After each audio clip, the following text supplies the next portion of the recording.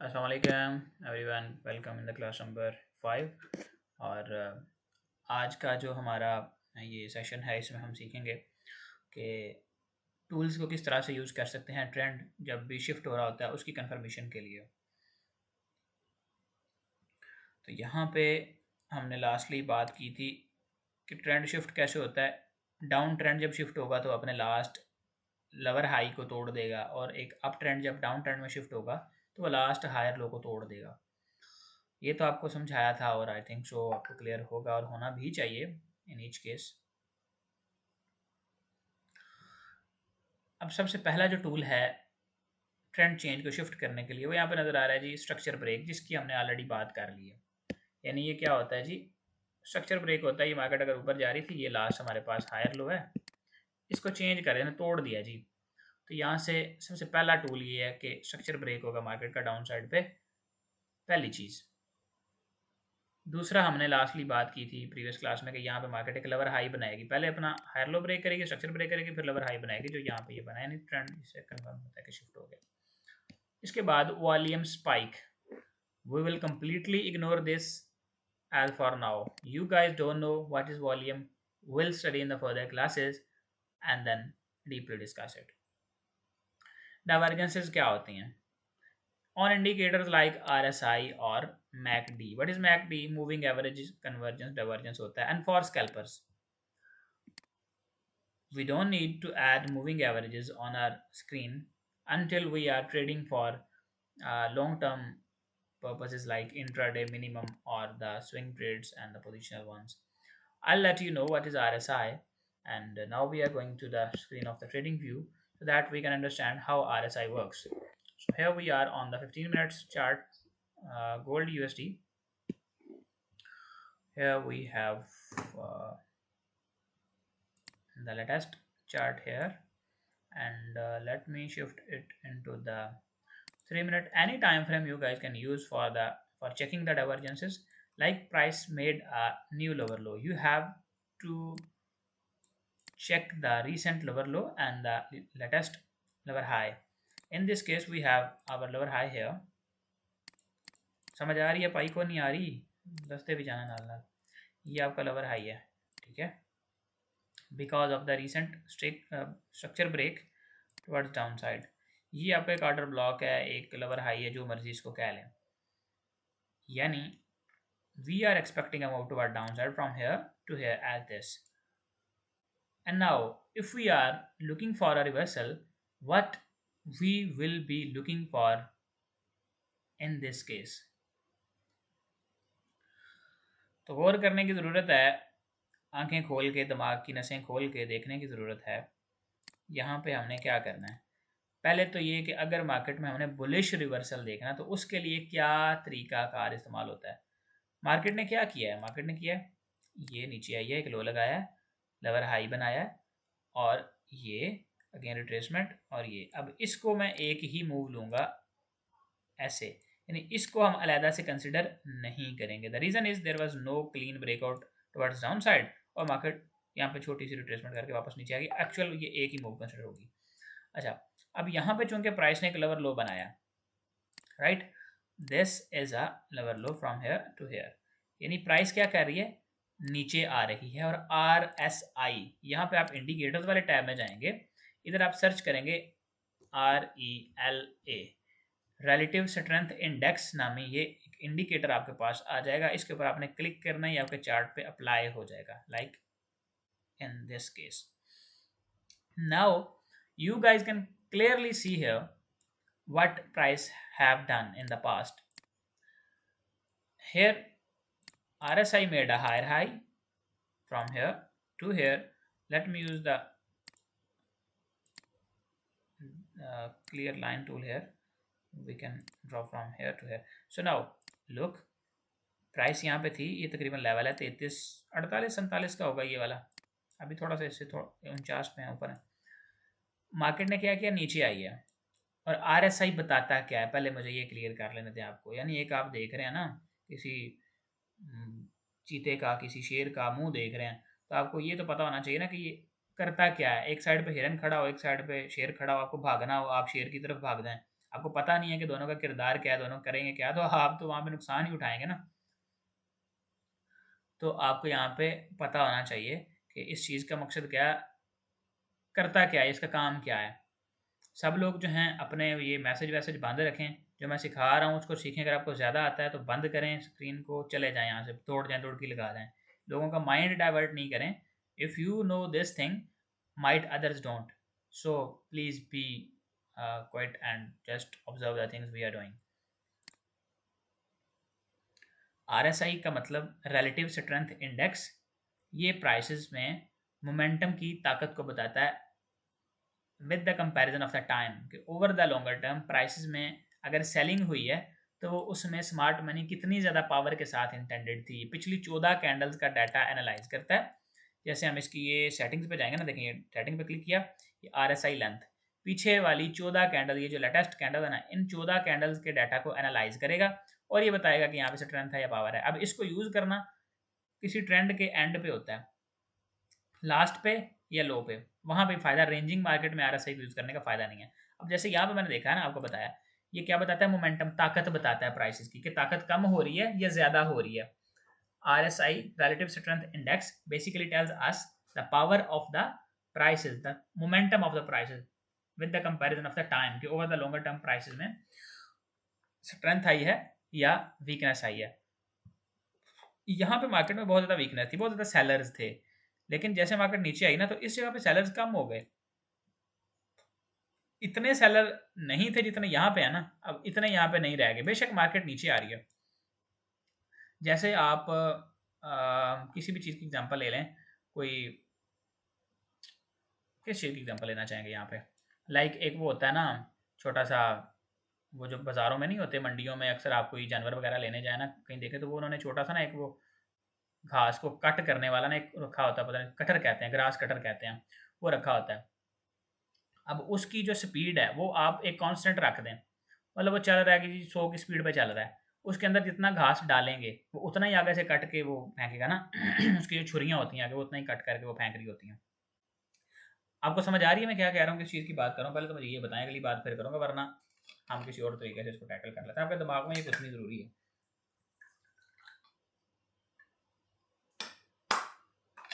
भाई आप अगर कभी, ये जो बंदा नो कह रहा है, कभी किसी जानवरों की मंडी में जाना, वहाँ पे देखना कि उन लोगों ने ना वहाँ पे छोटे छोटे वो ग्रास कटर रखे होते हैं, उसमें वो पीछे से बड़ा बड़ा लंबा लंबा घास डालते हैं, मकई हो गई, वो दूसरा घास हो गया लंबा लंबा, वो डालते हैं आगे से ना, उनके छोटे छोटे टुकड़े करके फेंक रहा होता है वो। अब उसको एक मोटर के साथ सेट किया हुआ है, या उसके साथ कुछ भी कोई इंजन वगैरह लगाया हुआ है, वो उसको चला रहा है, 100 की स्पीड है उसकी कांस्टेंट, वो चल रहा है। अब जितना आप पीछे से उसमें घास डालेंगे वो तो उतना ही आगे जाएगा, उसकी स्पीड उतनी होगी। अब ये बेसिकली जो RSI है ना, आपको ये बता रहा है कि इसमें कितना घास आ रहा है, स्पीड उतनी है, प्राइस नीचे आ रही है, यहाँ पे भी नीचे आ रही थी, स्पीड उतनी है। लेकिन अगर पीछे बंदे के पास जितना भी स्टॉक था घास का पड़ा हुआ था, पहले बहुत ज़्यादा था, वो ज़्यादा ज़्यादा भर भर के डाल रहा था उसमें, भर भर के वागे से निकाल रहा था, लेकिन यहाँ पे आके क्या हुआ, उसके पास घास खत्म हो गई है। अब वो क्या करेगा, वो जो भी मकई बाजरा वगैरह जो भी, वो थोड़ा थोड़ा डालेगा कि यार चलो ठीक है, गुजारा होता रहा, आगे जानवर खा रहे हैं, ये कट कट के गिर रहा है और आगे जानवर खा रहे हैं, तो उससे क्या होगा कि वो जो, हाँ यार मेरे जहन से निकल गया, तो उसको टोका कहते हैं, ये किसी बंदे ने बताया, उसको टोका कहते हैं, माशाल्लाह। तो अभी सबको समझ आ गई होगी मैं ग्रास कटर कब से कह रहा हूँ, समझ आई अभी क्या होता है? अभी कोई पल्ले पे है, कोई नहीं पिया जी? ओके, अभी कोई बंदा कहे जी मुझे नहीं पता लगा, मैसेज करके फटाफट से बताओ यार। 70 लोग हैं आप, और सुस्त हैं, पूरे सुस्त हैं, नींद में ऐसे जैसे बंदा ना पता नहीं कितना सुस्त हुआ होता है। हाँ ये ना बात। अच्छा अब भाई यहाँ पे आ गया ना, उसके पास घास पीछे ख़त्म हो गया और उसका जो टोका शोका चल रहा था ना, अब वो स्पीड उसकी उतनी है, स्टिल 100 की स्पीड पे वो घूम रहा है, लेकिन उसमें से जो घास गिर रही है ना वो बहुत कम है। अब 100 की स्पीड मतलब 100 रोटेशंस पर मिनट वो कर रहा है। यहाँ पे आपको इसकी जो आउटपुट है उसको देख के ये अंदाज़ा हो जाएगा कि इसके पास पीछे से मे भी घास ख़त्म हो जाए और ये इसको बंद कर दे, राइट? यहाँ पे RSI हमें बता रहा है इसके पास जो पीछे बैकएंड पे स्टॉक पड़ा था वो ख़त्म हो गया, ये RSI ऊपर जाना शुरू हो गया, यानी इसने कम कर दिया सप्लाई, जो पहले ज़्यादा सप्लाई दे रहा था वो कम कर दिया भाई। आप लोगों ने आज तक यूट्यूब पे वीडियो देखी होंगी RSI ओवर बाट ओवर सोल्ड वगैरह वगैरह, हमें उसकी ज़रूरत ही नहीं है। RSI जितना मर्जी ओवर बाट हो जाए, ओवर सोल्ड हो जाए, अगर प्राइस क्या करें, पीछे एक लो है, यहाँ पे इस तरह से लोअर लो लगाएं, यानी मार्केट नीचे आ रही है, RSI में मोमेंटम ऊपर जा रहा है, तो इसका क्या मतलब है कि in the near future market will go upside and you might see a reversal nearby। इस तरह से आप RSI के साथ एक बेरिश ट्रेंड से बुलिश रिवर्सल कंफर्म कर सकते हैं। ये पहला सिग्नल आएगा। अब ये नहीं है कि यहाँ से मार्केट बुलिश चली जाएगी, मैं आपको ये कह रहा हूँ कि इधर से बाय करो, no way, we have to align it with multiple scenarios. अगर ऐसा होता तो एक स्ट्रैटेजी मैं भी बना के यूट्यूब पर डाल दूँ, जी मेरे पास बड़ी बढ़िया स्ट्रैटेजी है, 95% एक्यूरेसी, यहाँ से बाय करें, यहाँ से सेल करें और RSI की डाइवर्जेंस देखें, बाय सेल हो जाएगा। ऐसे कुछ नहीं होता। You have to align it with the multiple confluences as much as you can. So ये एक बेरिश ट्रेंड से बुलिश ट्रेंड में जब मार्केट कन्वर्ट हो रही है तो पहला सिग्नल है। अब मैं आपको बेरिश से बुलिश ट्रेंड के बाद बुलिश ट्रेंड जब हो, मार्केट अप जा रही है और नीचे गिरे, वो भी दिखा देता हूँ। Would you like to see drop a yes? If interested, then drop a yes, quick yes. I need 70 yes messages right now. Okay, good. This type of sharpness I want from you guys. This is really good. यहाँ पे हमारे पास market नीचे आई है, ये तकरीबन इसने ऊपर क्या बनाया हुआ है, इक्वल लोज इक्वल हाइज बनाए हुए। मार्केट तकरीबन बराबर थी, स्पीड क्या थी, बराबर थी। RSI देखते हैं क्या है। RSI क्या कह रहा है, ये RSI ने हमें बताया है कि यहाँ पे ये जो है, वो जो आगे से उसके कट कट के चारा गिर रहा था ना, वो जो घास गिर रही थी वो कम हो गई है। यहाँ पे क्या था, गौर करें, इधर भी बराबर है, 100 की स्पीड है, इधर भी 100 की स्पीड में घूम रहा है, लेकिन यहाँ पे जो उसकी आउटपुट थी या जो उसमें से आउटकम आ रही थी वो ज़्यादा थी, यहाँ पे थोड़ी कम हो गई, मतलब कि बैकएंड पे ख़त्म हो रही है पावर जो बाहर की थी, अब प्राइसेस नीचे आ जाएंगी। अंडरस्टूड हो रहे हैं कुछ कि कौन नहीं अंडरस्टूड हो रहा है। यहाँ पे क्या था, इधर भी ऐसे ही था, इधर बल्कि ज़्यादा स्पीड हो गई थी, नीचे आ गई थी मार्केट ज़्यादा, देखिए ना, इधर 100 की अगर स्पीड है, इधर भाई उसकी 120 की स्पीड हो गई है, लेकिन यहाँ पे आउटपुट उसकी उतनी कम हो गई, स्पीड ज़्यादा हो गई है लेकिन आउटपुट कम हो गई है। प्राइस मजीद नीचे आ रही हैं और RSI ऊपर जाई जा रहा है, नहीं मोमेंटम फटता जा रहा है। वो खाने में बात घुसी है अभी, ज़रा यस क्विक यस लिखें, आगे बढ़ते हैं, फिर आगे चीज़ों को लेकर चलते हैं।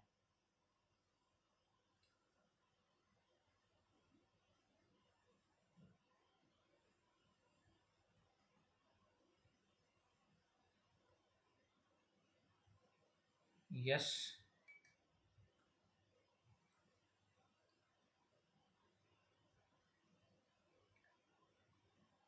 ओके, नो, 2-3 लोगों ने नो कहा है, बाकी मेजॉरिटी यस। मैं आपको डेफिनेशन बता देता हूँ, अब आपका दिमाग अगर काम करता हुआ तो समझ लेना। RSI relative strength index, relative का मतलब क्या है, स्ट्रेंथ का क्या मतलब है, इंडेक्स का क्या मतलब है, एक एक लफ्ज़ का मतलब समझो। In forex is a momentum oscillator. It is not an indicator. It is an oscillator. What is meant by an oscillator? All those type of helping tools that you draw on the chart below the candles. ये जो candle ऊपर चल रही है ना, chart जो भी चल रहा है, इसके नीचे ये जो वॉल्यूम है या जो ये क्या कहते हैं इसको, RSI का टूल है, ये ऑसिलेटर है। ऑसिलेटर कौन सा, ये वाला OSCILLATOR, ठीक है, इसको ऑसिलेटर कहते हैं। ये ऑसिलेटर है। अगर आप इसके ऊपर कुछ चार्ट के ऊपर ड्रा करेंगे कोई भी इंडिकेटर, जैसे यहाँ पे कुछ होते हैं, मैं आपको दिखा देता हूँ यहाँ पे कौन सा होगा, कौन सा, जैसे ये है, ये वाला है। इससे क्या होगा कि ये वाला जो इंडिकेटर इसके ऊपर ड्रा हुआ है, इसको हम इंडिकेटर कहेंगे। ये फिलहाल तो मैं हाइड कर रहा हूँ। जो नीचे ये ड्रा हो रहे हैं, प्लॉट हो रहे हैं, वॉल्यूम और ये RSI वगैरह जो भी, इसको ऑसिलेटर कहते हैं। It measures the speed and change of price movements.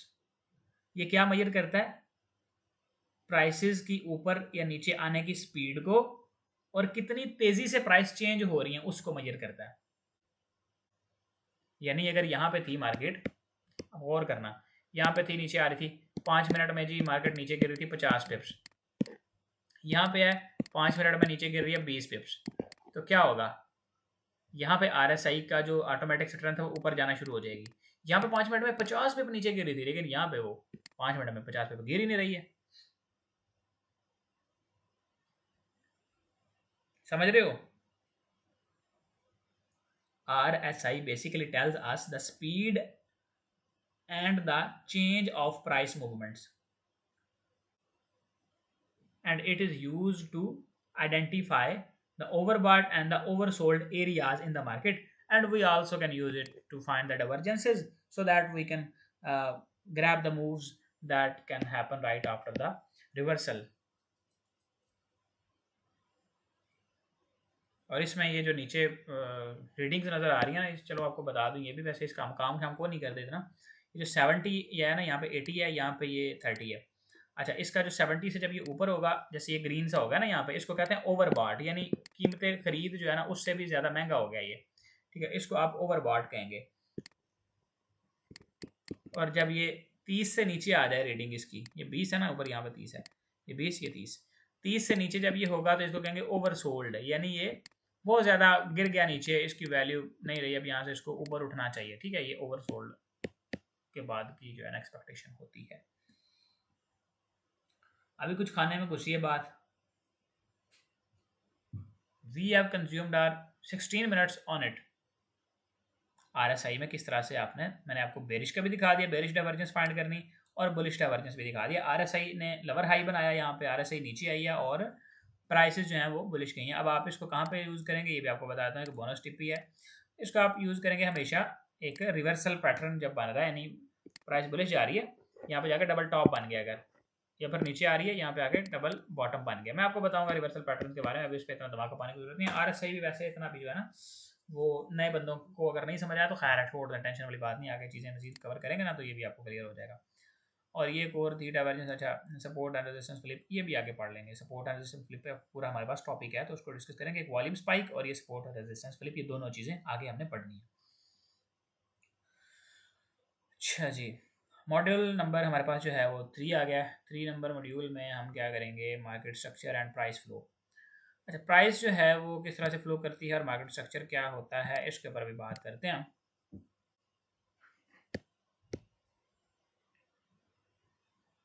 Market structure जानने के लिए आपको स्विंग पॉइंट्स का पता होना चाहिए। स्विंग पॉइंट्स हर उस पॉइंट को कहते हैं जिसकी आज़ादाना कोई हैसियत होती है।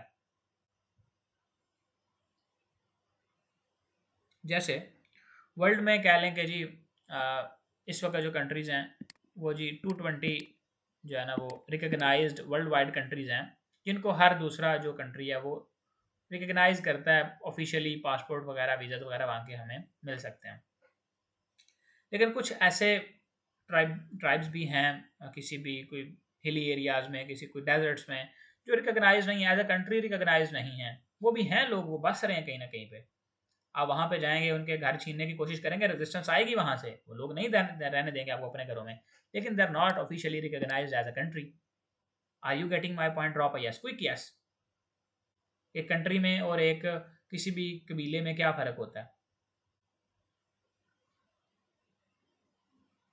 मार्केट के अंदर वो तमाम पॉइंट्स, वो स्विंग पॉइंट्स जो एज अ कंट्री, जैसे हमने बात की, जिनकी इतनी इंपॉर्टेंस है, जिनको हम स्विंग पॉइंट्स कह सकते हैं, उनकी वैल्यू होती है, उनको हमने नोट करना है, उनको हम स्विंग हाइज या स्विंग लोज कहेंगे। और कुछ ऐसे पॉइंट्स भी होते हैं, जैसे यहाँ पे ये वाला पॉइंट है, ये वाला पॉइंट है, ये वाला है, ये लगता है कि भाई कंट्री, लेकिन नहीं होते ये, इनको कोई नहीं मानता। कोई मुल्क इनके ऊपर चढ़ाई कर दे, यहाँ से मार्केट ऊपर आ जाए तो इसको कोई वक़्त नहीं देगी, वक़्त नहीं देगी, टूट जाएगा। खाने में बात गुजरी है, जितनी वैल्यू एक कंट्री की होती है officially recognized by the world, इतनी ही वैल्यू एक स्विंग पॉइंट की होती है। बाकी जहाँ पे मर्जी कोई फजूल पॉइंट बैठा रहे, उसकी कोई वक़्त नहीं समझी जाती, वहाँ से मार्केट मूव नहीं करेगी, आपको वहाँ से ट्रेड नहीं करनी है। आपको ऑफिशियली जो स्विंग पॉइंट्स हैं उनको देखना। मैं बताता हूँ ये स्विंग पॉइंट्स अब बनते कैसे हैं। कंट्री के लिए तो बड़ी चीज़ें हैं ना कि बाउंड्री उसकी ये है, उसका फिर ऑफिशियली हर चीज़ वगैरह तो, लेकिन यहाँ पे जो है मार्केट के अंदर कौन सा पॉइंट स्विंग कहलाएगा उसको देखते हैं। स्विंग हाई या लो, मार्केट क्या करती है, ऊपर जा रही है। अब इसके अंदर ये जो पॉइंट है, ये जो पॉइंट है, ये और ये एंड दिस, इसमें से आप मुझे बताएं स्विंग पॉइंट आप किसको कहेंगे। मैं चले यहाँ पे सिंपल एक स्ट्रक्चर, तो बड़ा लंबा हो गया ना, मैं सिंपल एक स्ट्रक्चर बनाता हूँ। यहाँ पे ये स्ट्रक्चर है जी, 1 2 3 4। इसमें से आपने मुझे बताना है कौन सा पॉइंट है जो स्विंग है, और उसको आप एक स्विंग हाई कह सकते हैं। 1 2 3 एंड 4 स्विंग पॉइंट कौन सा, स्विंग हाई बताएं। 1 okay, swing high 2 2 okay, both answers are the right ones. 2 भी राइट है, 1 भी राइट है, लेकिन मौजूदा दौर की अगर बात करें भी जो सिस्टम चल रहा है, तो इसमें ये 2 वाले की ज़्यादा वैल्यू होगी, क्योंकि इसका तो अभी पता नहीं है ना कि ये बन गया या इसने अभी और ऊपर जाना या नीचे आना, लेकिन ये वेरीफाइड है। 2 वाला जो है ये एक स्विंग पॉइंट है, यानी यहाँ पे मार्केट आई, यहाँ से रिट्रेसमेंट ली, फिर इसको तोड़ दिया। अब ये एक स्विंग था और ये अपना जो भी रिएक्ट करेगा वो बाद में पढ़ेंगे। अब अगर कोई इस तरह का स्ट्रक्चर है, प्राइस ऊपर जा रही है, यहाँ पे नीचे आती है, इस तरह से नीचे आती है ये, फिर इस तरह से ऊपर जाना शुरू होती है, वो तो बड़ा आसान था ना, ऐसे करके बना दिया, सब लोगों को पता, वाह वाह वाह वाह क्या बात है। अब देखना जरा, पता चलेगा। 1 2 3, ये 4 और ये 5। अब बताएं मुझे ज़रा, इनमें स्विंग लो कौन सा पॉइंट है। फटाफट करें यार, इतनी सुस्तियाँ। ये कोई नहीं है, इसकी कोई वैल्यू नहीं है, ये वाला जो है 6 नंबर है ये।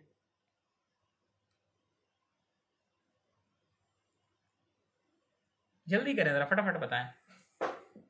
2 है, 5 है, 2 है, 6 है, 2 क्यों लग रहा है इनको भाई, ये तो मुझे नहीं समझ आ रही। आपका जो स्विंग पॉइंट है ना, यहाँ पे आपने उसको इस नज़रिए से देखना है कि वहां पे मार्केट आके स्ट्रक्चर शिफ्ट कर ले, वो पॉइंट जहां से मार्केट अगर नीचे गिरे, जिसको तोड़ देकर नीचे को, यहाँ से अगर नीचे आना शुरू हो गई, कौन सा ऐसा पॉइंट है जिसको अगर उसने तोड़ के नीचे क्लोजिंग कर दी तो आप कहेंगे कि मार्केट का स्ट्रक्चर चेंज हो गया, शिफ्ट हो गया। कौन सा वो पॉइंट है, वो बताएं मुझे।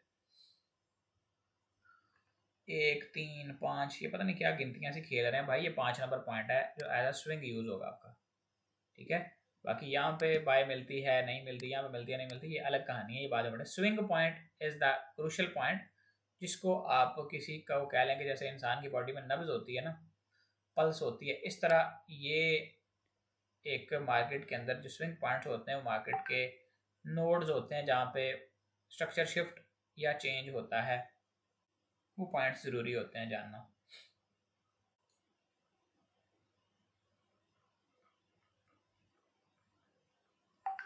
समझ आ रही है, खाने में बात गुजरी है ना।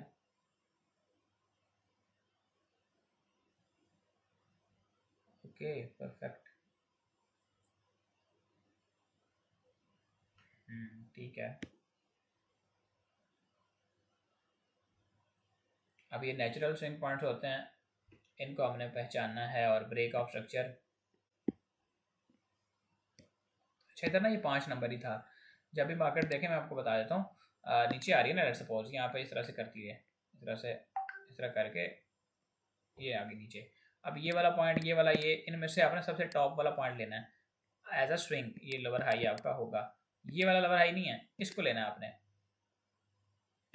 इस पॉइंट का आप अपना लोअर हाई लेंगे, ये सबसे वैलिड है।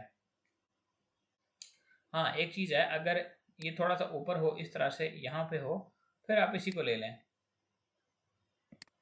अगर इसमें और इसमें काफ़ी ज़्यादा फ़र्क मौजूद है, इतना कि आपकी उसमें एक ट्रेड बन सके, यानी मार्केट यहाँ से जाए, इस तरह ब्रेक करे, नीचे आए, यहाँ से आप बाय करें और इधर तक चली जाए, इतना यहाँ से और यहाँ तक फासला हो कि इसमें आप एक ट्रेड कर सकें अच्छे रिस्क रिवार्ड वाली, फिर आप इसको अलग से ले लें, इसको अलग से ले लें। आपका इसमें कोई हार्ड एंड फास्ट रूल नहीं है, आप अपने रूल्स के मुताबिक इसको फ्लेक्सिबल रख सकते हैं जहाँ से आपको अच्छी ट्रेड मिले। बस your job is just to find a good trade with a proper risk to reward, not to stick with the hard and fast rules के यही फॉलो करना है भाई, बस मैं तो यही करूँगा, मुझे मेरे मेंटोर ने ये बताया। आप खुद ही अपने मेंटोर बनेंगे भाई, तब आपको ज़्यादा फायदा होगा।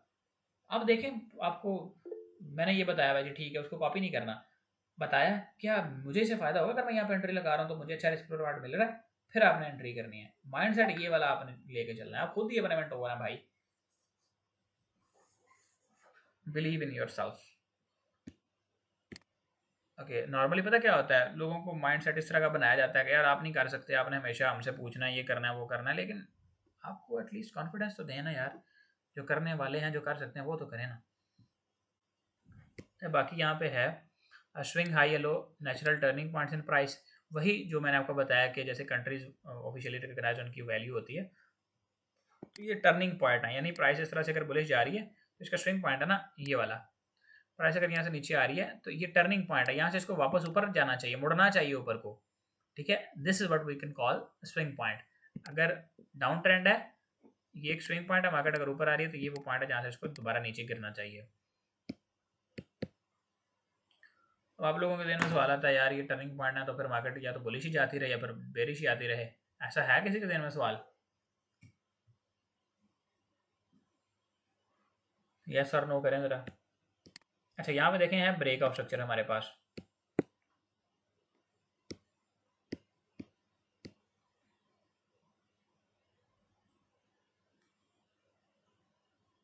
When price breaks a major high और लो ट्रेंड कंटिन्यूएशन, मार्केट ऊपर जा रही थी, यहाँ पे एक हाई लगाया, थोड़ी सी रिट्रेसमेंट की, अपना ये वाला जो स्विंग पॉइंट है इसको होल्ड रखा है, स्विंग के नीचे नहीं आई, यहाँ से दोबारा ऊपर जा गए, इस पिछले हाई को तोड़ दिया, यानी जब भी हाई को हायर हाई को या हाई को तोड़ेगी तो ये क्या कहलाएगा, बॉस कहलाएगा, ब्रेक ऑफ स्ट्रक्चर। और या फिर ये आपको एक लो या लोअर लो को तोड़े तब भी इसको आप ब्रेक ऑफ स्ट्रक्चर ही कहेंगे, लेकिन जब हायर लो या लोअर हाई को तोड़ दे तब आप इसको चॉक कहते हैं, चेंज ऑफ करेक्टर कहते हैं। क्यों कहते हैं वो भी समझाता हूँ।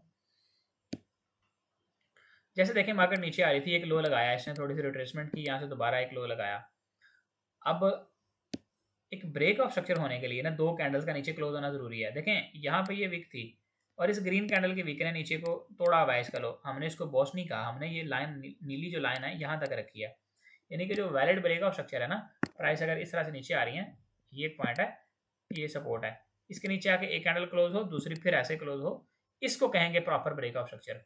ना कि एक कैंडल यहाँ पे क्लोज हुई है और दूसरी क्या करे यहाँ से फौरन वापस ऊपर भाग जाए, यहाँ पे चली जाए, तो ये ब्रेक ऑफ स्ट्रक्चर नहीं होगा, ये फिर इनवैलिड हो जाएगा। तो यहाँ पे ये आपका एक प्रॉपर ब्रेक ऑफ स्ट्रक्चर हुआ, प्राइस ने लोअर लो क्रिएट किया, ये रिट्रेसमेंट। अब इस रिट्रेसमेंट में आपका स्विंग पॉइंट कौन सा था, ये वाला, ये वाला 1 2, जल्दी बताएं जरा कौन सा स्विंग पॉइंट था जी। हो सकता है मैंने चेक करने के लिए यहाँ पे गलत ही लगाया हो ना, सवाल भी तो हो सकता है ना आपसे, तो सही बताना है आपने, गलत नहीं बताना। प्रिंस साहब, ये प्रिंस साहब शहजादे भाई, बादाम खाने को बोला था मैंने आपको लास्ट टाइम, वो जनाब 2 कह रहे हैं, वो उनका जवाब 2 है, सुभान अल्लाह भाई, ये लवर हाई ये वाला होगा, मेंशन भी है वहाँ पे। अब ट्रेंड कंटिन्यूएशन यानी बॉस के लिए हमने क्या कहा था, प्राइस हमेशा अपने लो को तोड़ेगी या लवर लो को तोड़ेगी, कभी भी अपने लवर हाई को नहीं तोड़ेगी, तो उसने अपने स्विंग पॉइंट जो लवर हाई था उसको होल्ड रखा, यहाँ से रिट्रेसमेंट करके दोबारा नीचे आ गया और एक और ब्रेक ऑफ स्ट्रक्चर कर दिया। ब्रेक ऑफ स्ट्रक्चर मतलब जब भी मार्केट किसी लवर लो को या लो को तोड़े या फिर किसी हाई को या हायर हाई को तोड़े, इसको कहते हैं BOS, ब्रेक ऑफ स्ट्रक्चर।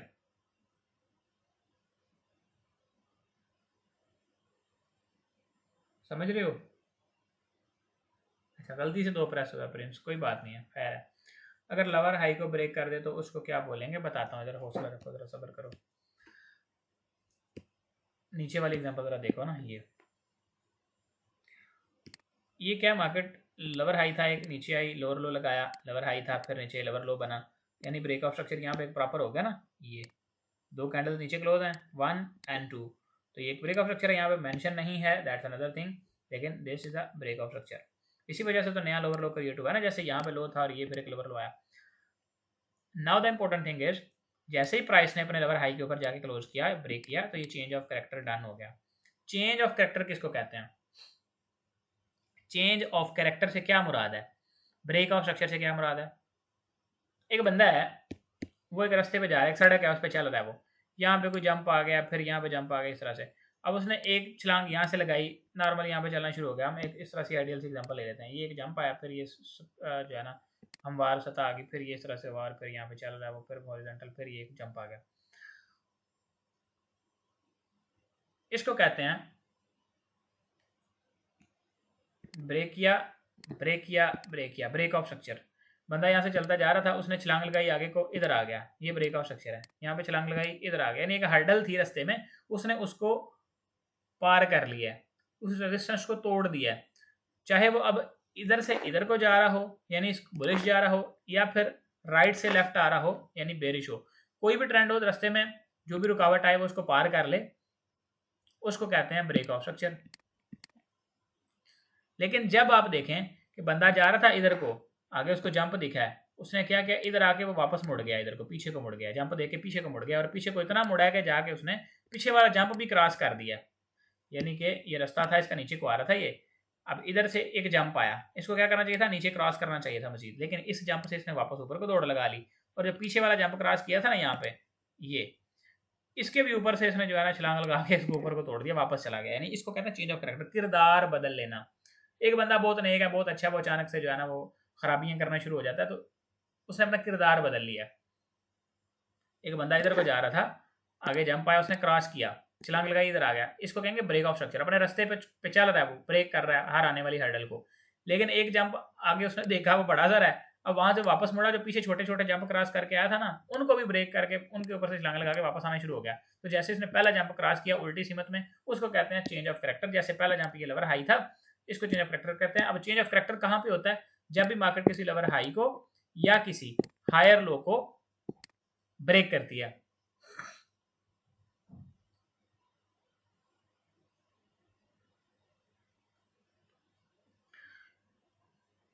किसी प्यारे दोस्त ने कहा है जी, इस केस में एक ही वेव क्यों कंसिडर नहीं किया? प्यारे बच्चे देखो, ये आपकी प्रॉपर रिट्रेसमेंट है ये वाली। इस वेव का कितना है ये? एक रिट्रेसमेंट पता कितनी होती है? मिनिमम यहाँ से मार्केट आई है 100 पिप्स नीचे, यहाँ से ऊपर गई है, ये नीचे आ गई। अब ये रिट्रेसमेंट वैलिड है या नहीं है? For checking it you have to compare it with the previous wave. कम अज कम एक रिट्रेसमेंट पिछली वेव के 100% में से 23% होनी चाहिए। 23 मिनिमम है, मिनिमम, वेरी मिनिमम। यहाँ से यहाँ तक मार्केट आई, ये तकरीबन इसका 60% रिट्रेस किया इसने, ये वाला, समझ रहे हो? अब भाई समझ आ रही है, खाने में बात गुजरी है, कोई नहीं गुजरी? यहाँ पे 20% से ज़्यादा, 23% से ज़्यादा रिट्रेसमेंट, यानी ऊपर को पुल बैक लंबा मारा है मार्केट ने, फिर नीचे आई है, और फिर नीचे आके ये उसने ब्रेक भी किया है, 2 कैंडल नीचे क्लोज की है, 1 2, ठीक है। एक और टिप देता चलो, जब एक मार्केट में ट्रेंड शुरू होता है तो उसमें पहली इंपल्स लगती है छोटी, दूसरी थोड़ी सी पुल बैक जो है वो छोटा होता है, और जो दूसरी इंपल्स होती है वो लंबी लगती है, तीसरा पुल बैक थोड़ा सा बड़ा होता है, चौथी इंपल्स भी थोड़ी सी नॉर्मल होती है, जो फिर उसके बाद पुल बैक आता है ना, ये बड़ा सारा होता है, और फिर ये लास्ट जो इंपल्स होती है इसके बाद पुल बैक इतना बड़ा आ जाता है, बराबर के तकरीबन आ जाता है। Ideal scenario Elliott wave theory के अकॉर्डिंग 1 2 3 4 5 वेव स्ट्रक्चर के बाद मार्केट जो है वो, यानी जब आप देखें कि पुल बैक बड़े बड़े आना शुरू हो गए हैं, तो market it's close to change its trend. Ideal scenario में क्या होना चाहिए? मार्केट नीचे आ रही है, बड़ी बड़ी इंपल्स लगाए, नीचे को ज्यादा ऊपर को थोड़ा जाए, लेकिन जब आप देखें कि जितनी इंपल्स थी उतना ही पुल बैक आ गया, मार्केट इतनी वापस बराबर आ गई है, तो now you should look for a reversal. और फिर जैसे आपको इस तरह के सिनेरियो मिले कि जितनी इंपल्स थी उतना ही पुल बैक आ गया, फिर आप यहाँ पे लगाएं RSI। तो RSI कब लगानी है? ये वक्त है ना जब लगानी है। यहाँ से मार्केट नीचे आई है, ये इस तरह से लाइन लगाएं, नीचे RSI ऑसिलेटर प्लॉट करें, उसमें देखें उसमें क्या हायर हाई बना है इस तरह, तो उसमें मार्केट ऊपर गई हो और इसमें नीचे आई हो, तो अगर बना है तो बस ठीक है, फिर वहाँ पे अपना एंट्री कैंडल के बारे में तो अभी चीज़ें पढ़ी हैं पढ़ने वाली, ये बेसिक है जो मैं आपको बता रहा हूँ। फिर एंट्री शेंट्री करनी है ना उस पर, क्या समझते हैं? आने में बात गुजरी है। बड़े अच्छे लोग हैं यार आप, बड़े सिंसियर लोग हैं, मुझे पता है, समझ रहे हैं। ओके सर, चौक के लिए बस 2 कैंडल का क्लोज होना ज़रूरी है? हाँ जी मैं बताऊंगा सारा कुछ यार, नो टेंशन। चौक के लिए 2 कैंडल का क्लोज होना जरूरी है, बॉस के लिए भी जरूरी है। बॉस के लिए हल्की फुल्की 2 कैंडल भी चल जाती है, लेकिन चौक के लिए तो बहुत स्ट्रिक्टली तगड़े वाली कैंडल क्लोज होनी चाहिए। External structure versus internal structure. External और इंटरनल से क्या मुराद है भाई? ये क्या चक्कर है? ये कौन सी कहानी है, कौन सी गेम है, ये क्या गोलियां करते हैं? ये तो देखें जरा।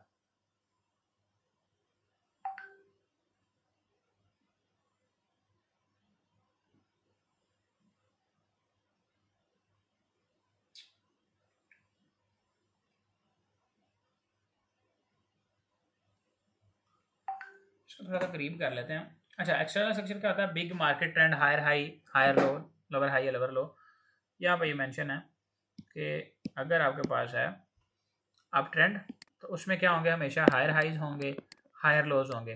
लास्ट आपको बताया था ना हायर लो क्यों कहते हैं, लास्ट वाली क्लास में। हायर लो, हर पिछले लो से ऊंचा लो जब लगेगा, यानी ये लो था, ये उससे ऊंचा लो लगा तो इसको क्या कहेंगे? Higher low. और ये पीछे एक हाई था, ये उससे भी ऊंचा हाई लग गया ये वाला, और इसको कह देंगे हायर हाई, यानी ऊंचे से ऊंचा हाई। अच्छा, इंटरनल स्ट्रक्चर से क्या बनाता है? Small price moves inside external leg. ये क्या चक्कर है? इनसाइड एक्सटर्नल लेग क्या चीज़ होती है मैं बताता हूँ, देखें गौर कीजिएगा। प्राइस क्या कर रही है? ऊपर जा रही है भाई। ये यहाँ पे एक हाई लगा, ये लो था, लो हाई मार्क कर लिया, यहाँ से पुल बैक हुआ, पुल बैक आ गया जी 40%, जितना भी हो फर्क नहीं पड़ता, लेकिन मान लें 40%। यहाँ से मार्केट ऊपर चलेगी। ये एक्सटर्नल इसकी एक लेग है जिसकी इटसेल्फ अपनी कोई वैल्यू है। यहाँ से मार्केट जो है स्टार्ट करती है ये।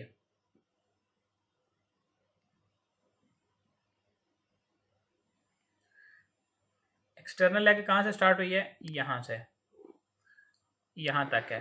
अब इस रेंज के अंदर जो भी हो रहा है यहाँ पे वो सारा क्या है? Internal structure, right? बात घुसी है खाने में? एक बंदे ने यस लिखा है सिर्फ, 2 3 4। Oh good good good good good to know. If you are facing a down trend and you see a last leg, ये last impulse towards down side, आपने इसका लो मार्क करना है। ये लो है, ये लो रहा है, इसमें जो भी हो रहा है ये आपकी इंटरनल सारी रेंज है, इंटरनल स्ट्रक्चर है। Yes, it helps us in identifying the upcoming moves, what patterns are forming here, उन पे हमें तवज्जो देनी है। लेकिन इंटरनल एंड एक्सटर्नल स्ट्रक्चर का आपको समझा रहा हूँ कि क्या होता है ये। Are you getting my point? If yes then drop yes, अगर नहीं तो नो लिख दें, ताकि मुझे पता होगा यार इसको मैं मजीद दूसरे तरीके से समझाऊँ, कोई मेथड चेंज कर लूँ। मिसालें शिसालें दे लेना, कोई देसी मिसालें, कोई ईजी मिसालें जिनसे आपको समझ आ जाए। कोई ऐसा बंदा भी जिसके खाने में कोई बात घुसती नहीं है, उसको भी समझ आ जाए ना कि मुझे क्या बताने की कोशिश की जा रही है। 5 बंदों को पता चला सिर्फ, 6 7 8 वापस by the way last message की नहीं समझ, पता नहीं क्या लिखा था। तो ये है भाई एक इंटरनल और एक्सटर्नल में फ़र्क। अब ये क्या लिखा हुआ है नीचे? Use internal structure for refined entries and early signals. एक आपके पास है डाउन ट्रेंड, ये इम्पल्स लगी। अब चेंज ऑफ करेक्टर क्या कहता है? यानी मार्केट अभी बेरिश है, ट्रेंड इज योर फ्रेंड, आपने ये सुना है, आप यहाँ से सेल करेंगे, मार्केट यहाँ पे आती है, आप सेल करते हैं, लेकिन मार्केट ने तो ट्रेंड अपना चेंज करना है, इस दफ़ा वो ऊपर जाती है, अब जा रही है यहाँ तक आ गई, आपको यहाँ से दोबारा नीचे को ड्रॉप देखने को मिलता है, इस तरह नीचे मार्केट आ रही है, यहाँ पे आके क्या करती है? कुछ इस तरह का पैटर्न बना देती है, लाइक ये। अब आप वेट कर रहे हैं कि नहीं यार ये ऊपर से जाके अपना जो लोअर हाई है इसका उसको तोड़ेगी, चेंज ऑफ करेक्टर होगा, फिर मैं बाय करूँगा। नहीं, आपको पैटर्न नज़र आ रहा है। अगर पैटर्न के बारे में ज़्यादा तो मैंने आपको नहीं बताया, पढ़ेंगे आगे, लेकिन this is a pattern which we can call inverse head and shoulder, उल्टा सर और कंधे। ये सर है, अगर इस तरह का हो, ये 2 कंधे हैं और ये सर है, ये उसको उल्टा कर दिया, इनवर्स हेड एंड शोल्डर, ये बाय का पैटर्न होता है। अगर ये बन गया इंटरनल स्ट्रक्चर के अंदर तो आप यहाँ से बाय कर सकते हैं इसमें, इस जगह से, for refined entries. That's the best way to enter in the market.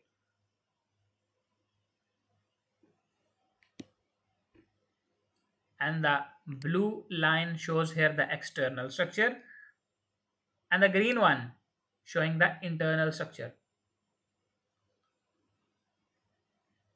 No Wasim Sajad, neckline break पे नहीं करना होता. That's another method we follow. If we'll be a breakout trader, then there will be 100 pips of stop loss and 30 pips of TP1 as normally you guys see on the Telegram groups. That not would be our approach. अच्छा, इसका best एक तरीका मैं आपको अभी बता देता हूँ, बाकी आगे तो मज़ीद चीज़ें आती रहनी हैं. आपने देख लिया एक्सटर्नल स्ट्रक्चर कौन सा है, यानी बड़े टाइम फ्रेम की लेग जो है वो 4 आवर की, लेट सपोज आपने फॉलो कर ली, ये इस तरह से है. Now you are looking in the 15 minute के प्राइस क्या करती हैं, यहाँ से बुलिश हो गई, यानी एक पैटर्न बनाया है ये वाला, ये बुलिश हो गई है. अब इसमें बड़े टाइम फ्रेम का स्विंग पॉइंट कौन सा है, प्राइस नीचे आ रही है ये, और ये स्विंग पॉइंट कहाँ पे था, ये था. आपको फिबोनाची लगाना सिखाया मैंने, I think no, right, until now नहीं. अच्छा, इस पे आपने ना एरिया निकालने होते हैं, ये प्रीमियम एरिया होगा, वो मैं आपको सिखाऊंगा फिबोनाची को किस तरह से यूज़ करते हैं. तो उसमें प्राइसेस जैसे ही जाए यहाँ पे आपको कोई सिग्नल दें, अभी तक जो मैंने आपको हेड एंड शोल्डर की बात की है, तो यहाँ पे जाके अगर वो एरिया आपको ड्रॉ करना मैं सिखा दूंगा, उसमें कैसे देखना है, उधर जाके प्राइस ये करती हैं, ये देखें, ये इसको हम जरा किसी दूसरे कलर से ड्रॉ कर लेते हैं, this this this and this. अब ये कौन सा पैटर्न है, थोड़ी देर पहले बनाया था इस तरह का, हेड एंड शोल्डर, ये यहाँ पे जाके पैटर्न बना, इधर से आप इंटरनल स्ट्रक्चर में सेल कर सकते हैं, यानी कि आप इंटरनल को एक्सटर्नल के साथ अलाइन कर लें तो बहुत ज़्यादा फायदा हो सकता है. यानी प्राइस अगर बेरिश थी, मार्केट यहाँ से ऊपर जा रही है, इस तरह से जाई जा रही है, यहाँ पे जाके अगर कोई इस तरह का पैटर्न बन जाता है, तो it is best to place your trades here like this.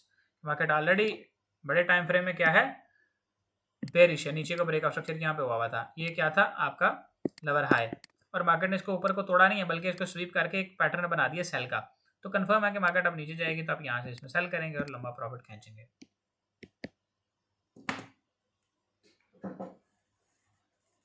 समझ आई है बात, घुसी है खाने में कि नहीं घुसी,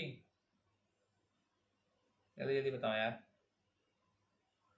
ऐसे तो काम नहीं चलेगा, बहुत सुस्त हो आप लोग.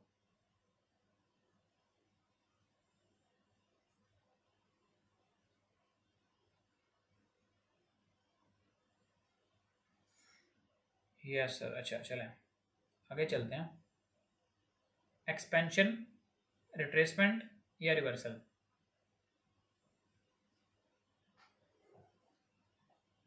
वो तमाम मूव जो ट्रेंड की डायरेक्शन में होते हैं लाइक दिस, इसमें आपने मुझे बताना है क्या ये वाला जो मूव है ये एक इम्पल्स इसको कह सकते हैं कि नहीं. All those moves against the main trend direction will be referred as a retracement. और ये वाली जो है नीचे की साइड पे जो है यानी डाउन ट्रेंड है ना, ये इस तरह से, इसमें क्या बन रहा है, ट्रेंड को कैसे आइडेंटिफाई करना, ये भी आपको लास्ट टाइम बताया था भाई. ये आपका लोअर हाई है, ये भी लोअर हाई है, ये आपका पहला लो था, यहाँ पे आप सिंपली एल लिखेंगे, और ये आपका लोअर लो बना, यानी पिछले लो से निचला लो, और ये वाला भी आपका एक लोअर लो बना, राइट, और ये आपका लोअर हाई बना इस तरह से, और ये आपके पास टॉप पे एक हाई था, और ये वाला उससे नीचे था, तो इसको आप लोअर हाई कह देंगे. तो ये ट्रेंड को आइडेंटिफाई करने के लिए simply higher low, lower high, और higher highs and higher lows होते हैं.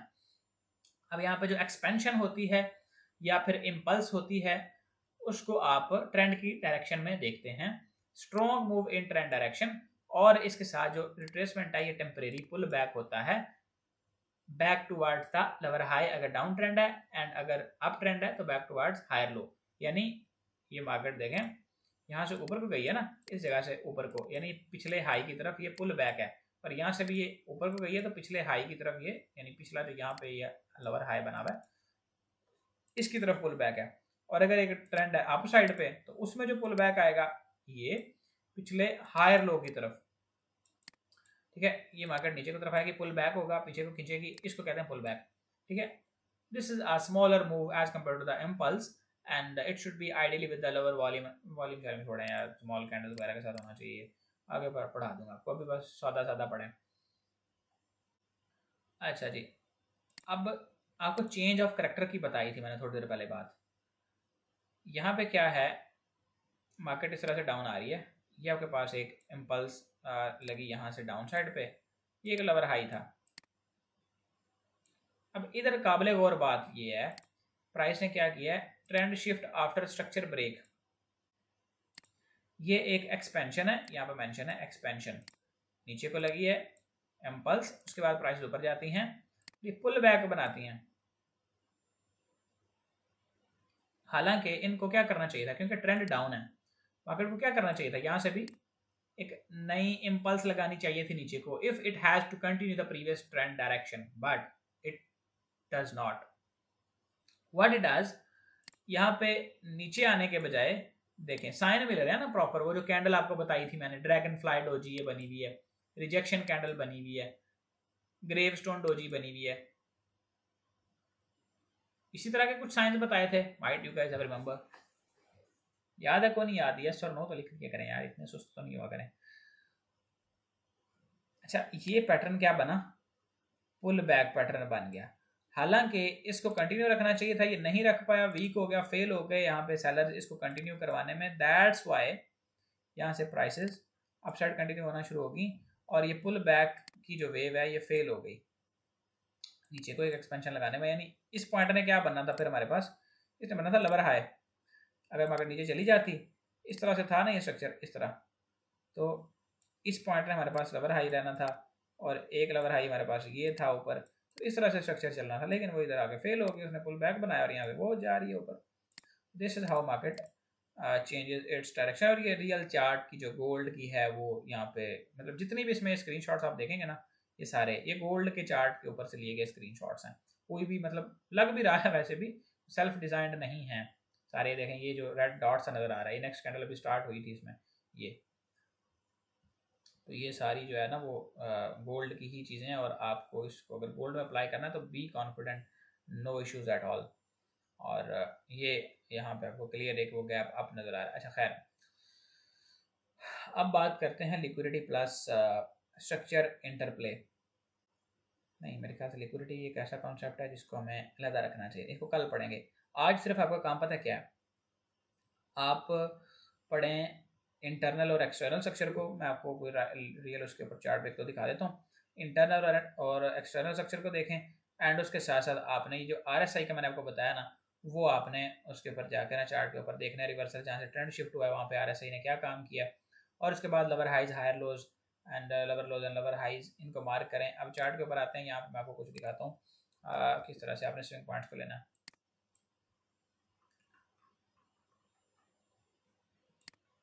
Okay, here.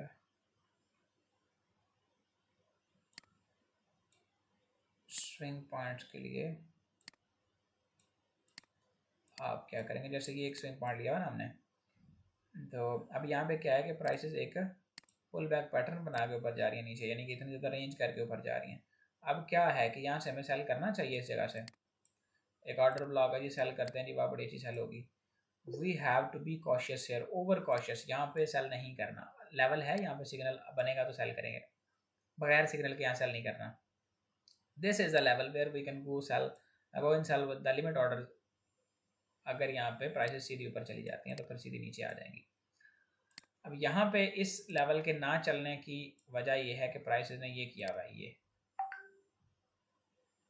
अगर मैं इसको सादा सादा सा बनाऊँ ना तो ये ऐसे है, दिस दिस दिस, उसके बाद ये फिर ये वाला, ये शोल्डर, ये हेड, ये शोल्डर, ठीक है, सारे बुलिश रिवर्सल के पैटर्न्स बने हुए हैं। तो it is not well to buy, sorry to sell here. Wait करें कि ये ब्रेक हो जाए, इधर स्वीप वगैरह, मतलब वो सेल पाए तो फिर बाद की बात है ना, वो अभी हमने नहीं करना। अभी हमारा जो मेन पर्पज़ है जिसके लिए हम यहाँ पे आए हैं वो यह कि इंटरनल और एक्सटर्नल स्ट्रक्चर को देखना। तो उसके लिए यहाँ पे क्या करेंगे, ये हमारे पास एक इम्पल्स है ये वाली, ये इंटरनल स्ट्रक्चर बन रहा है। अब इसमें प्राइसेस किस तरह से अपने ऑर्डर ब्लॉक को या अपने स्विंग पॉइंट को रीच आउट करती हैं, दैट मैटर्स अ लॉट। हमें तभी तो पता चलेगा कि प्राइसेस में बाइंग प्रेशर ज़्यादा है या सेलिंग प्रेशर ज़्यादा है, या स्मार्ट मनी बाय में या सेल में। सिंपल तो हमारा काम ये देखना है ना, प्रेशर प्रेशर तो वैसे ही सादी सी बात है ना। Our job is to enter in the direction of the smart money. The well informed trader will always try to follow the well informed trader. अगर प्राइस सीधा इस तरह से ऊपर जाए ऐसे करती हुई, तो फिर क्या है कि यहाँ से नीचे आने के चांसेस ज़्यादा होते हैं। अगर कोई पैटर्न बना के जाए तो फिर नीचे आने के चांसेस कम होते हैं। अब यहाँ से क्या होगा कि ये वाला लेवल है, इधर से मार्केट रेंज में करके इसी लेवल में से दोबारा थोड़ा सा ऊपर जाने की कोशिश करती रहेगी। अगर सीधी बस ऐसे ऊपर जाती रही, इधर जाकर स्वीप वगैरह करके सिग्नल दे दिया, तो फिर नीचे इन एरिया तक वापस है। तो this is the main thing we should follow. And ये 3 मिनट का चार्ट है बेसिकली। हमें चार्ट 3 मिनट में वो जो है वो देखना भी नहीं है, हमें कम से कम जो है वो चार्ट के लिए कम से कम मिनिमम से मिनिमम जो स्ट्रक्चर वो है ना मैपिंग, वो करनी है 15 मिनट में कम से कम। बाकी 30 मिनट आइडियल है, कम से कम 15 मिनट का चार्ट फॉलो करें। और 15 मिनट के अंदर आपके पास ये एरिया है एक रेजिस्टेंस का, ये वाला, ठीक है। This is not an order block, just a simple resistance. आपके पास ये एक ऑर्डर ब्लॉक पड़ा है यहाँ से यहाँ तक, ठीक है। ये आपके पास एक ऑर्डर ब्लॉक एरिया है और ये आपका एक स्विंग पॉइंट है। अब क्या करना है कि आपने देखना प्राइस अगर यहाँ से रीच आउट करती है, जैसे ये है और यहाँ पे थोड़ा ऊपर जाके फिर नीचे आती हैं और फिर यहाँ से निकलती हैं ऐसे, तो यहाँ पे अगर एक पैटर्न बना के गई हुई हैं, फिर आप यहाँ से सेल करें सिर्फ इधर तक ही। यानी ऐसे ना सोचेंगे इधर से मार्केट इतना लंबा नीचे आ जाएगी, क्योंकि पैटर्न बना हुआ है और ये पैटर्न इसको फिर बाय साइड में लेके जाने के लिए हेल्प करेगा। लाइक दिस, यहाँ से ऊपर गई हुई है और अभी तक की ये जो चूंकि रेजिस्टेंस है ये ऊपर को ब्रेक होगी, सपोर्ट बन जाएगी, वो भी आगे पढ़ने वाले कुछ कंसेप्ट मैं आपको बताता रहूँगा। तो ये एक एक्सटर्नल लेग है, ये जो प्राइस ऊपर जा रही होंगी। इंटरनल लेग में किस तरह से प्राइस रीच करती है अपने एक्सटर्नल स्विंग पॉइंट को, दिस मैटर्स अ लॉट, उसको आपने देखना है और उसके अकॉर्डिंग ही आपने अपना जो है वो डिसीजन मेक करना है। This is it for today guys. Make sure to focus as much as you can on the recording that will be provided right after the live class, and उसके बाद आप अपना जो लाइव स्ट्रक्चर मैपिंग है gold के chart पे वो लाजमी करें, so that you can have an edge in the market structure as well, क्योंकि यही बेसिकली मार्केट की एनाटॉमी है। मार्केट की साख्त आपको नहीं पता होगी तो फिर you can not go further ahead. Must be clear all the things in your mind, then हम कंटिन्यू कर सकते हैं इजीली, क्योंकि इन्हीं चीज़ों के ऊपर आगे जो है हमने मजीद से मजीद टास्क ही आपका ये है भाई कि आपने मार्केट में जहाँ से रिवर्सल आए, जैसे मैंने आपको यहाँ पे एक RSI प्लॉट करके दिखाई, आपने कम से कम 3 सेल, सब लोगों ने कम से कम 3 सेल के रिवर्सल ढूंढने हैं, RSI की हेल्प से 3 बाय के ढूंढने, ट्राई करनी है जितने मिल जाएं, 3 आपने कोशिश करनी है मिल जाएं। उसके बाद आपने अपने ये जो लवर हाइज हैं, ये वाले हाइज हैं या स्ट्रक्चर मैपिंग है, ये आपका इस तरह से आपने लगाना है। ये है जी, आपने ना क्लियर एक चार्ट लेना, कोई भी ऐसे इसको अपने पास क्लियर कर लेना इतना, जहाँ से वो मिनिमम पॉइंट है ना उसका, नीचे से जहाँ से वो स्टार्ट हुआ है एक डाउन ट्रेंड के बाद, यहाँ से मार्केट स्टार्ट हुई डाउन ट्रेंड के बाद, आपने क्या करना है यहाँ पे इस तरह से इसको प्लॉट करना है। कोई भी मैं रैंडम से कर देता हूँ, हो सकता है कोई यही चार्ट प्लॉट करके मुझे भेज दें, मैं इसको खराब गलत करूँगा, आपने सही करके भेजना है। ये है जी, फिर ये है, फिर ये, इस तरह से ऐसे वैसे इसको मार्क करना है। अब जहाँ जहाँ पे आपके लो पॉइंट आ रहे हैं, मतलब ये आपका हायर लो है, ये पॉइंट है कौन सा है, सबसे नीचे ये लो था, ये हाई बना, फिर ये हायर लो बना, फिर ये हायर हाई बना, फिर ये हायर हाई बना, ये हायर लो बना। इस तरह से आपने चार्ट को मार्क करना है और कम से कम 3 चार्ट्स आपने मार्क करने हैं, चाहे बेरिश में कर लें चाहे बुलिश में कर लें। कोशिश करें कि 1-2 बुलिश में हो जाए और 1-2 बेरिश में हो जाए, तो 3-4 हो जाए तो सबसे बेस्ट है। तो this is your task for tomorrow and now take care a lot as much as could be. Bye bye. Allah Hafiz.